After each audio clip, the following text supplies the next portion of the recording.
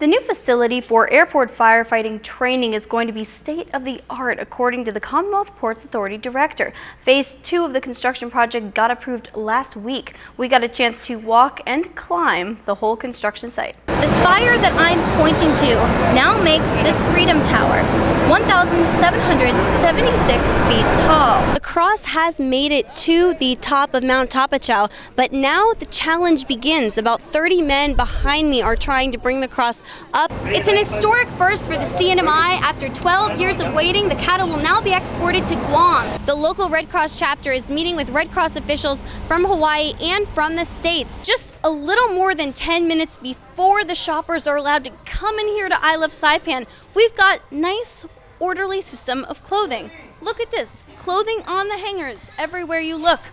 Nothing is on the floor. Everything is very, very organized. This will not be like this in 15 minutes. There will be madness. Breaking news here on Saipan, 7 men are arrested on separate charges Thursday of distributing methamphetamine. 2 of the men are from Saipan, 32-year-old Daniel Aldon Castro and 38-year-old Vicente Sablan Palacios. This ship ran aground around 7 o'clock this morning. Here's what we know. It's about 500 feet, 16,000 tons. This police boat that you see behind me is coming in from visiting the boat. Today is September 11th, and as many of you know, the 13th anniversary of the attacks on the World Trade Center in New York City, the Pentagon in Washington, D.C. Well, we are back here. It's almost 5 a.m. and I think someone's phone is going off with the sound of some roosters. That probably means that it's getting close to morning. But we've got Mr. Hayes here. He's been here all day. I saw him at about 2 o'clock this afternoon and around noontime. Half a day to your Wami and good evening Commonwealth. Today is Friday, November 21st, 2014. It's D-Day, everyone. Decision day for the governor of the CNMI for the next 4 years. Governor Enos' aides tell us he is in control of the government, working and having meetings with staff. When Colonel Kelly came to this stop on the tour, he took a moment to look at the names on the 505th Memorial. Sure, I exercise, but I chose a topic I'm familiar with here on the island, darts. You might be surprised how large the darts community is here on the island. There are more than 60 teams competing in the Saipan Electronic Darts Association. The Hell of the Marianas started around sunrise this morning over in Marpi. All of these cones you see right here, these green cones, are marked all over the island, helping the bikers know where to go. We're in the final minutes of the race. 2 bikers are ahead, and they're duking it out. Are you ready for some football, CNMI? When I think about football, it's in some pretty cold weather. But here in the Pacific, the CNMI Sharks are heating up their plans. The Sharks are back in action after an exhibition win in the Philippines. Here's the simulated situation. 2 MV-22B Ospreys land and drop off Marines. The Ospreys take off. The Marines begin their mission into the thick jungle to do reconnaissance. KSPN embeds with the Guam Army National Guard, the bad guys in this scenario. They are holed up in the former World War II Japanese administration building, awaiting the advance of the Marines. No word yet on the Marines, but the guardsmen get in place. Hey, you two come over here. Then firing in the distance. Hey, you got 17! 5 o'clock! 5 o'clock! The process right now is we as the Guam National Guard, we're playing in the opposing forces. We're currently occupying this objective, and the Marines Infantry Division is coming in to attack this position and to seize it. Watch, you got behind me, round them up!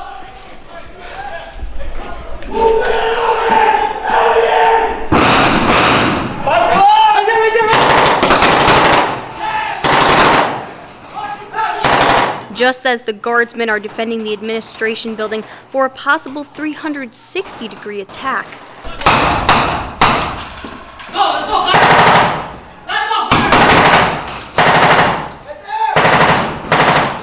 The Marines descend on the objective from all directions.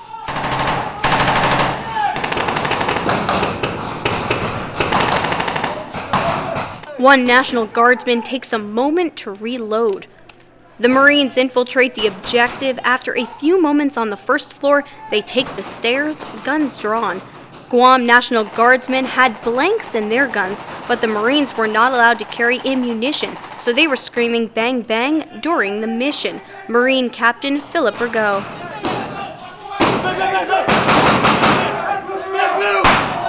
We weren't allowed to carry ammo, so we didn't have any feedback mechanism on whether they got killed. So it's a little bit difficult on a drill without system rounds, the paintball rounds, or blanks with the laser tag. When the place is finally secured, it's time to take a breather from training.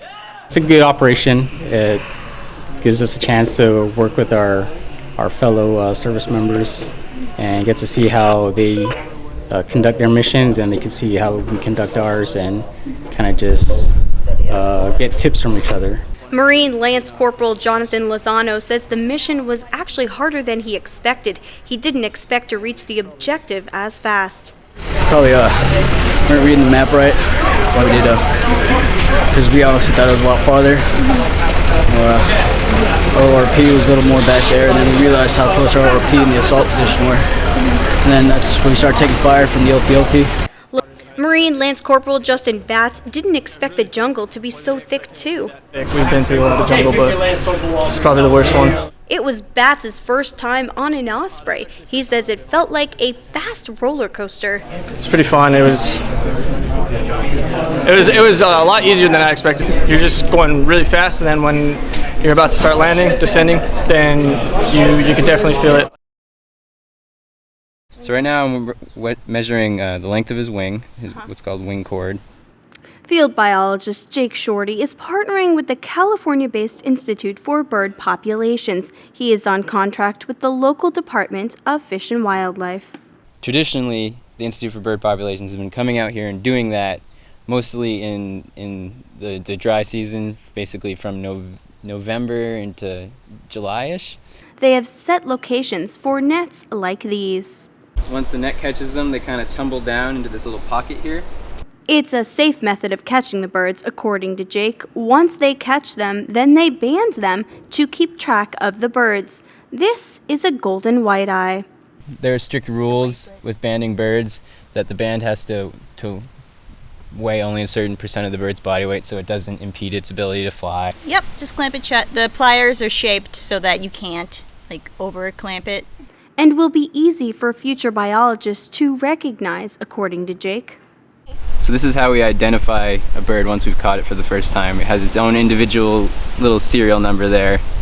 And basically anytime we're recording information about it, we put this down. Once a bird is banded, the measurements begin. Did you start a new recap sheet or should I? We're going to need to start a new recap sheet. The biologists measure the wings, bills, and even fat stores. It's not like bulging or anything like that, but you can definitely see some of the fat. It's sort of, I'll try to show you. It's a little bit pinker than the muscle around it. Up in there. Down there as well. They also check out the bird's head with an interesting method. And what I'm seeing, which it'd be impossible to show on the camera, is that top layer is all ossified, it's all formed up. Jake and Trisha also weigh the birds. For large ones like the collared kingfisher, they use an instrument similar to a small luggage scale. She weighs 50, 60, 70, 80, 84 grams. Now the time comes to release the bird's back. I got a chance to hold a golden white-eye before I let her fly off. Trisha released the colored kingfisher. Yes. Yes? All right, here she goes.